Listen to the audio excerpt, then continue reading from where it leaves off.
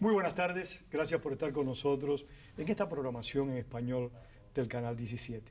Hoy tenemos un programa particularmente interesante desde mi punto de vista y espero que compartirlo con ustedes. Y es que vamos a abordar la situación de América Latina, pero partiendo de un conflicto que en cierta medida ha sido el causante de la desestabilización, de la inestabilidad, de los conflictos que hay en el hemisferio. O sea, vamos a hablar de Venezuela como el origen de todos estos problemas, por supuesto, después del régimen de Fidel Castro, y de América Latina. Para hablar de Venezuela hemos invitado a mi viejo amigo Alexis Ortiz, que se encuentra y ha estado en este programa en muchas ocasiones, y también a mi amiga Vilma Petrach, ambos venezolanos, pero realmente ambos profundos conocedores de la situación política del hemisferio. Gracias por estar acá. Gracias por invitarnos. Vilma, esto no es un problema de las damas primero, sino es un problema del talento primero. Oh my God. Tienes toda la razón. Vilma, ¿cuál es la visión tuya que tienes en este momento de la situación latinoamericana? Bueno, sin duda la situación en América Latina se ha venido complejizando. América Latina ha venido cambiando no necesariamente para bien. Sin duda la situación política hoy es mucho más complicada desde todo punto de vista. Tenemos una mezcla de gobiernos de izquierda radical, o por lo menos de expectativa de izquierda radical, porque bueno, hace falta dinero para financiarla, ya lo sabemos.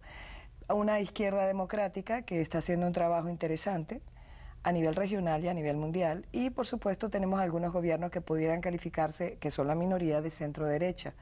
En todo caso, esa complejidad ideológica y que se expresa en términos políticos y en términos, por supuesto, económicos, también presenta desafíos importantes para los Estados Unidos, para la política exterior norteamericana, que creo que con el presidente actual que se está instaurando, el nuevo gobierno norteamericano, pues va a ser bien interesante, porque creo que Barack Obama posiblemente esté más cerca, desde el punto de vista ideológico, de la izquierda democrática. No quiero decir con eso que yo crea que el presidente sea izquierdista, pero sin duda tiene corte de lo que podríamos llamar aquí liberal político, y sin duda ese acercamiento o esa percepción del otro lado puede llevar a unas relaciones mucho menos complicadas, menos conflictivas, o por lo menos menos perceptualmente conflictivas, como las que tuvo Estados Unidos antes con el gobierno de Bush con la región. Bueno, esta semana tuvo lugar en Chile un encuentro muy singular. Se llama el Encuentro de los Países Progresistas, de los Gobiernos Progresistas. Y Joe Biden, vicepresidente de Estados Unidos, está ahí. Yo estoy seguro que ni Cheney ni Bush hubieran participado en un encuentro de estas características, donde va a participar también, o mejor dicho, participó el presidente Zapatero. ¿En qué dimensión, Alexis, opinas tú que el presidente Hugo Chávez ha sido el principal promotor de esta gesta, y en qué medida la caída del precio del petróleo puede afectar su proyección? Bueno, mira, lo primero es, continuando la línea de análisis de Vilma, que es muy atinada, realmente en este momento hay en Latinoamérica una contradicción novedosa, que ya no es entre los viejos, entre los alineamientos tradicionales de derecha e izquierda, sino entre autoritarismo y democracia. Ocurre que ahora hay una izquierda democrática y una derecha y una centroderecha democrática, y hay una izquierda antidemocrática, es decir, una izquierda, digamos, autoritaria, lo que se ha dado en llamar el socialismo del siglo XXI, que uno prefiere llamarlo por sus características neocomunismo. Este neocomunismo, que constituye un desafío continental a la democracia, un desafío global a la democracia, está teledirigido ideológicamente desde La Habana, porque La Habana logró un viejo sueño, que era consolidar su influencia en Latinoamérica, que no lo había podido hacer por la vía de la lucha armada, y ahora la está haciendo por la vía oblicua, pues, de aprovecharse de las elecciones democráticas en el continente. O sea, los dólares han sido más importantes que las balas. Casi, no, obviamente, eso es indiscutible. Entonces, en este momento, ese desafío está teledirigido desde La Habana, desde el punto de vista político e ideológico, y está financiado desde Caracas. Si permíteme una pregunta, si es de La Habana teledirigido, como tú dices. Yo creo que en su momento sí. Yo creo que hubo un momento, a finales del siglo pasado y los primeros años de este, en el cual La Habana jugó un papel muy importante en la labor ideológica de la desestabilización del continente, pero no creo que en estos momentos La Habana esté cumpliendo un rol importante, sino que realmente el papel ha pasado a manos de Chávez y de sus acólitos. Bueno, ¿No crees eso? Bueno, es una cuestión difícil de discernir, porque no me atrevo a llevarte la contraria en esa materia, porque realmente el asunto es muy complejo. Quiero rescatar una palabra que utilizó Vilma en su primera intervención, que es la complejización de la situación, que hace sí, que los análisis sean bastante difíciles. Ya ahorita lo único inteligente es la duda, es la incertidumbre, no dar opiniones contundentes, porque la cosa cambia muchísimo. Eso también es muy cómodo. Pero eso también es muy cómodo. Sí, pero más cómodo es el dogmatismo. La comodidad absoluta es el dogmatismo, el tener ideas inconmovibles. Pero en todo caso, lo que te quiero decir es que yo siento que sí, que La Habana, aunque en este momento es posible que en el fondo esté tratando de jugar un papel de moderación a la virulencia y al extremismo y al hiperbolismo de Chávez, pero de todas maneras es la que tiene el control del proceso. Yo pienso incluso que en Venezuela el control de las áreas sensibles del proceso, que son la seguridad y las comunicaciones, está en manos de La Habana. O sea que sí está cumpliendo La Habana un papel sumamente importante, y Chávez es, de alguna manera, es la cara que aparece, el vociferador, ¿sí? Pero no es la persona que diseña las estrategias. De alguna manera, él es un eslabón dentro de las estrategias, el eslabón más ruidoso en todo caso, pero un eslabón dentro de la estrategia.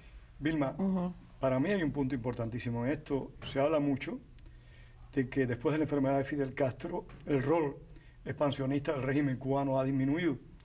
De que es más, de que entre Raúl Castro y Hugo Chávez, pues ha habido y hay diferencias. Esto lo comentan numerosos analistas de diferentes tendencias. Por eso es que tengo cierto reparo al creer que todavía La Habana sigue siendo un eje importante en esta trama de desestabilizar el hemisferio. Pero yo creo que lo que dice Alexis tiene una lógica muy importante. Mira, algunos han llamado al régimen castrista, y yo lo diría en términos globales, castrismo 1 y castrismo 2, los dos. El régimen castrista como el gran prestamista ideológico de este proceso.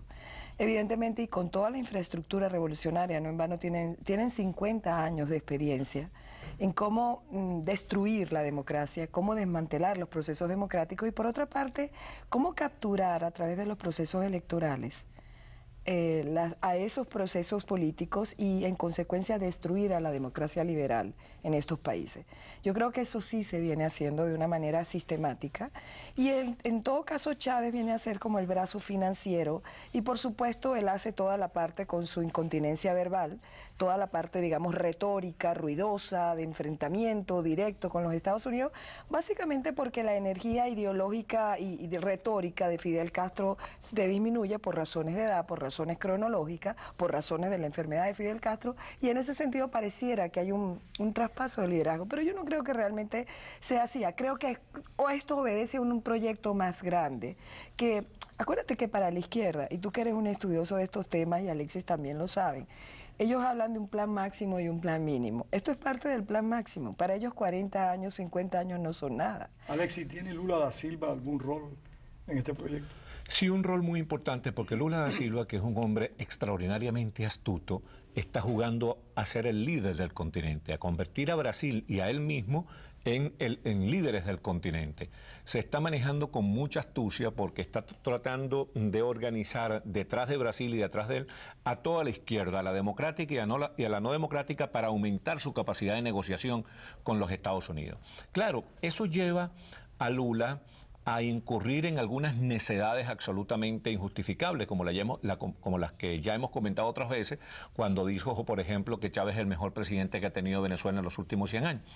Lula ha sido un factor de perturbación de la democracia venezolana. Se ha entrometido de manera grosera y abusiva en la democracia venezolana, y ese es el precio, el peaje que él tiene que pagarle a Chávez para que no le compitan el liderazgo por la izquierda, para tranquilizar a la izquierda brasilera y para tranquilizar a Chávez. Pero en todo caso, él trata de actuar como un factor de morigeración, como un factor de moderación dentro del continente, y la verdad es que Brasil va bien encaminada en ese sentido, va incluso a terminar siendo miembro del Consejo de Seguridad de la ONU y convirtiéndose en uno de los países claves del mundo.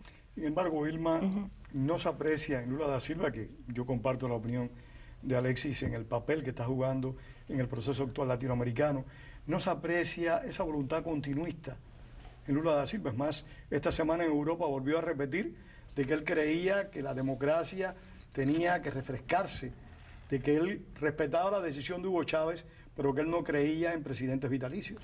Mira, yo creo que ahí hay una señal bien importante que lo ratifica dentro del marco de la izquierda democrática. Yo creo que hay un espacio de negociación bien importante y no en vano. El primer presidente que oficialmente, siendo ya el Barack Obama presidente, se reúne es con el latinoamericano, es Lula da Silva. Y evidentemente junto a eso el hecho de que ahorita hay dos países que son claves para Estados Unidos. Uno de ellos sin duda Brasil, porque Brasil es una potencia emergente en el orden global contemporáneo y eso sin duda, más allá incluso de la razón ideológica, y creo que en eso Lula juega más al pragmatismo que a cualquier otra cosa. Él no es un ideólogo, es un pragmático. Indudablemente además obedece a una institucionalidad mucho más compleja, más desarrollada y con unas aspiraciones de poder muy claras de parte, digamos, de la institucionalidad y de las élites de Brasil. Se aprecia una especie de política de Estado. Claro, hay una política de Estado. Itamaraty no tiene nada que ver con la Cancillería venezolana, que no era buena antes y mucho menos es ahora, que han desmantelado la poca profesionalidad que existía, pero que no era tan profesional como hubiéramos querido muchos venezolanos. Ahorita eso no existe. Itamaraty es profesional y hay una diplomacia. Fíjate tú que tú hablabas de algo bien interesante, inclusive con respecto a Cuba. Lula ha hecho unos viajes muy interesantes a La Habana. Antes de todos estos viajes de los presidentes, de todos estos peregrinajes, donde la foto con Fidel Castro es como la presea que se llevan algunos, ¿no? No, antes de todo esto Lula se estaba reuniendo, porque Lula tiene un interés comercial, tiene un interés económico, tiene un interés estratégico, tiene un interés de acercamiento, porque sabes que es una buena herramienta de negociación el Brasil convertirse en el puente de la real normalización de relaciones, si eso fuera posible con Cuba. Sí lo compartimos, el estratégico no tanto, sino como un elemento de negociación política, sí. No, pero porque te explicaba, Cuba no significa nada para Brasil. Pero inclusive no creas que no significa mucho. Mira, que hay presiones de sectores de interés, no significa mucho por ahora, pero hay unos intereses petroleros, hay una serie de cosas que se están proyectando en el ambiente y por otra parte nunca está de más tener un cliente comercial. No, y además la potencialidad turística de Cuba es algo que no ha disminuido como potencialidad y el turismo es uno de los grandes negocios de la humanidad. Pero hay algo que me interesaba rescatar también de lo que estaba comentando Vilma, que es muy importante. Lula no puede hacer en Brasil, ni Lula ni nadie, sino lo que las instituciones le permiten.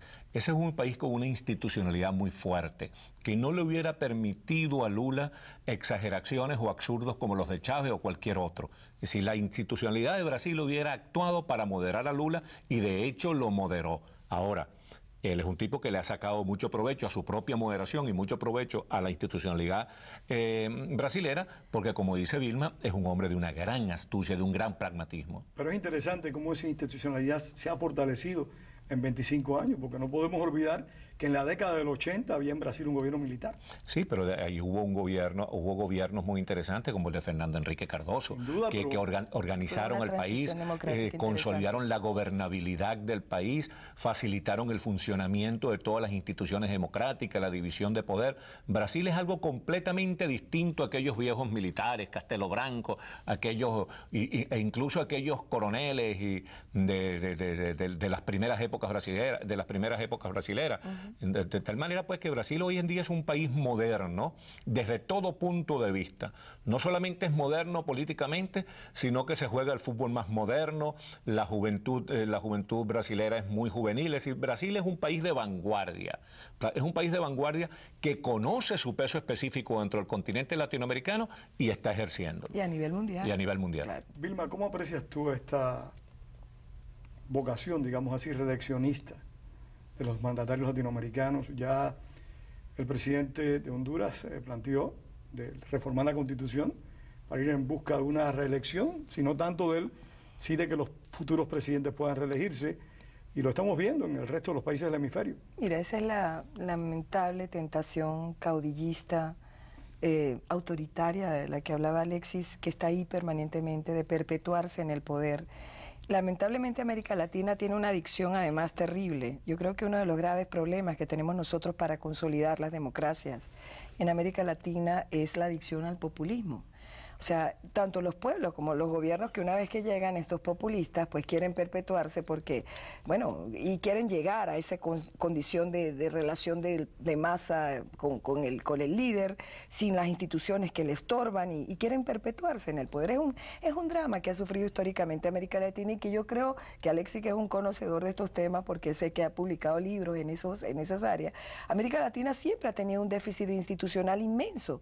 Y entonces, ¿qué pasa? El personalismo se vuelve una clave fundamental para entender la lógica histórica de América Latina y por qué cada tanto tiempo tenemos estos terribles retrocesos políticos. Porque sin duda lo que se está viviendo hoy es un proceso de regresión autoritaria. Yo no lo llamo un proceso de desconsolidación democrática, es una regresión autoritaria, es muchísimo peor que eso. Seguro. Y tú lo ves reflejado en individuos como Chávez, como un Evo Morales, como un Daniel Ortega, como un Zelaya.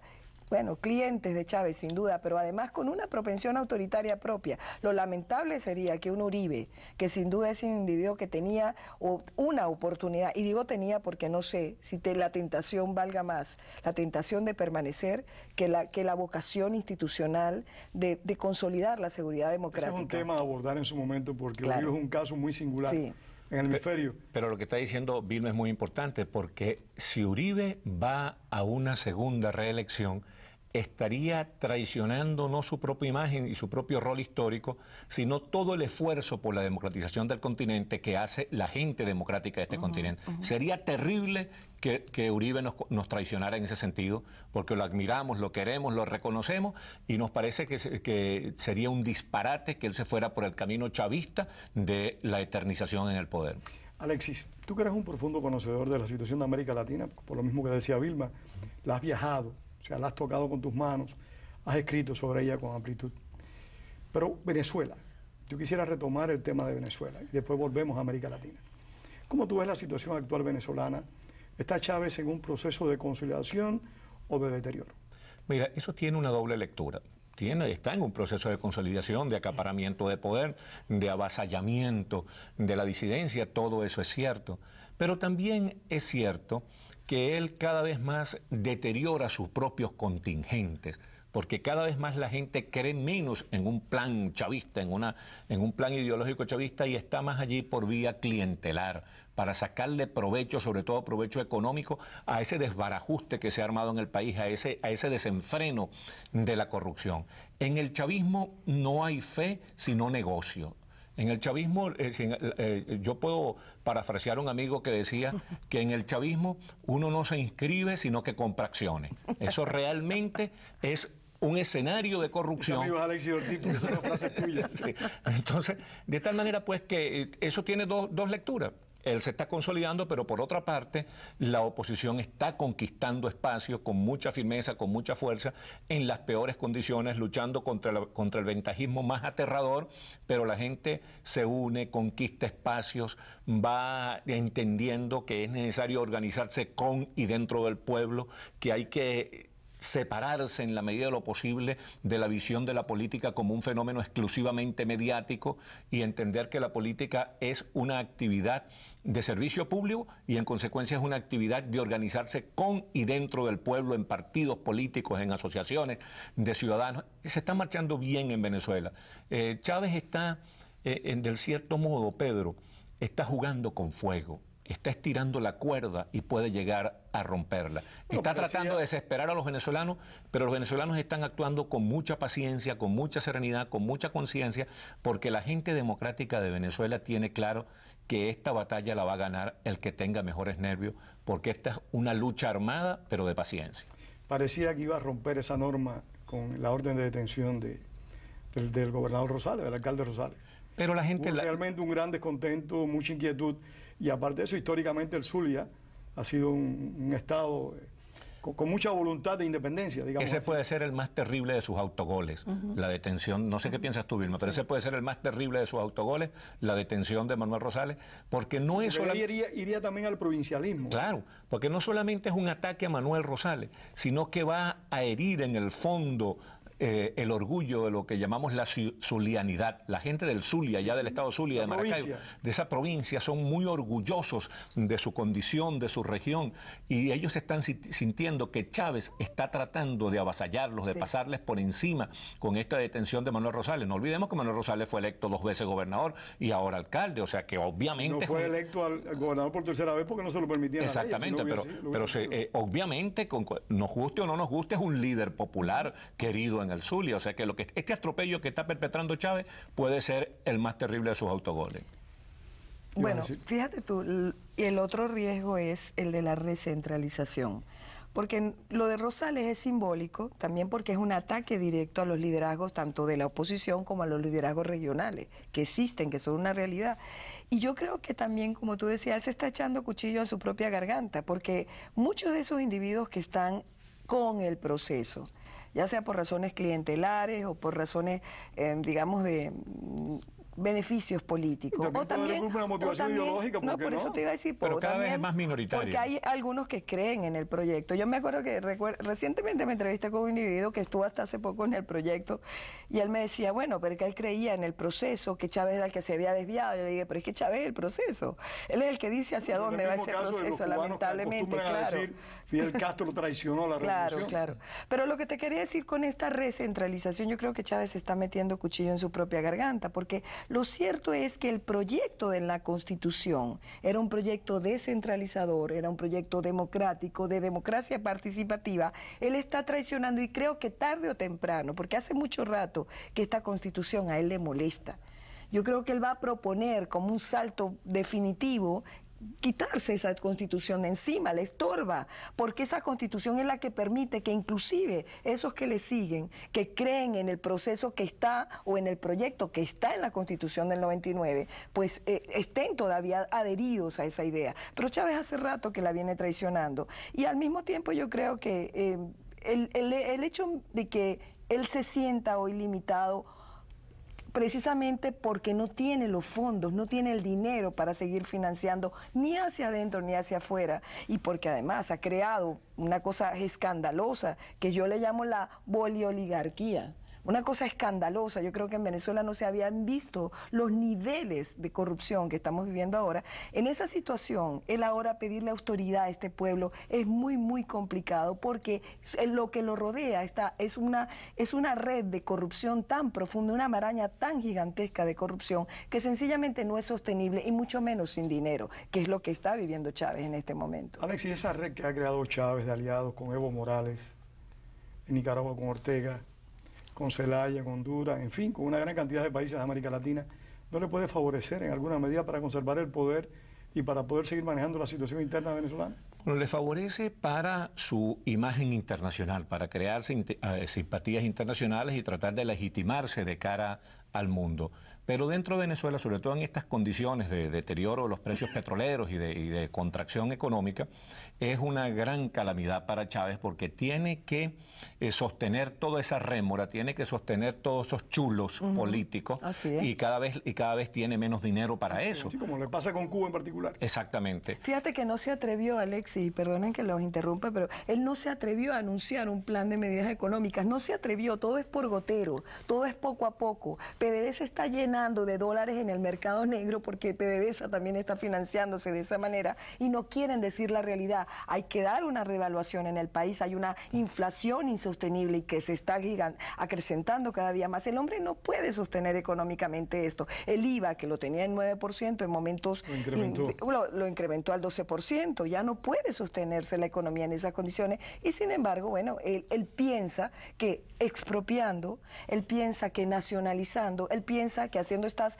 acciones ahora contra las concesionarias privadas que trabajan con la industria petrolera, porque la industria petrolera sencillamente no tiene capacidad de pago en este momento, tiene 8.000 millones de dólares de deuda, él piensa que haciendo esto, él va a tranquilizar la situación, él va a poder controlar la situación. Yo creo, lo está traicionando su propia ideología y su propia incapacidad de moverse dentro de unos parámetros democráticos. Eso es lo que está traicionando a Chávez. Alexis.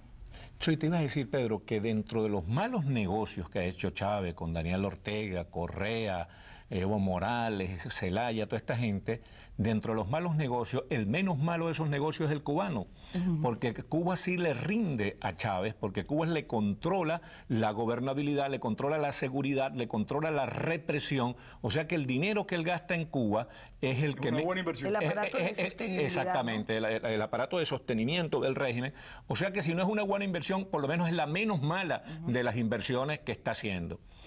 El próximo mes va a tener lugar en el hemisferio y quiero decírselo a ambos. Me gustaría compartir con ustedes un programa después de la Cumbre de las Américas. Oye, sería buenísimo. Yo creo que es importante que abordemos la posición de Estados Unidos, con el presidente Barack Obama. La única condición que yo pongo es que esté Vilma. Bueno, y los estoy invitando a los dos. Pero Vilma, tú como internacionalista, aunque Alexis también lo es, y repito lo que dije al principio del programa, fue una broma. Tengo una gran amistad con Alexis, por eso me arriesgo a ese tipo de broma. Tú que eres internacionalista como Alexis, ¿cómo tú aprecias esta Cumbre de las Américas, su importancia? ¿Tiene diferencias a las cumbres previas? Sí, sí, porque yo creo que Brasil se lo dijo, esa reunión de los dos líderes hemisféricos fue muy importante. No es un ¿Te refieres a Barack Obama y Lula da Silva? Barack Obama y Lula da Silva, exactamente. Desde hace tiempo, una de las razones por la que yo creo que fracasa la iniciativa de integración de las Américas es porque no se reconocía esa realidad de liderazgo regional que implicaba a Brasil, el proyecto Mercosur. Hay una realidad. Y yo creo que el Estados Unidos de hoy es un Estados Unidos más humilde, es el Estados Unidos de Hillary Clinton reconociendo la corresponsabilidad, reconociendo también que Barack Obama es un individuo capaz en este momento de negociar seguramente con sus enemigos. Acabó el tiempo. Vamos a seguir conversando de esto después de la Cumbre de las Américas que tiene lugar el próximo mes en la isla de Trinidad y Tobago. Así que vamos a hablar con Vilma Petrach y con Alexis Ortiz después de la Cumbre de las Américas. Muchísimas gracias a ustedes por haber compartido con nosotros parte de esta tarde y por supuesto gracias también a Vilma y a Alexis.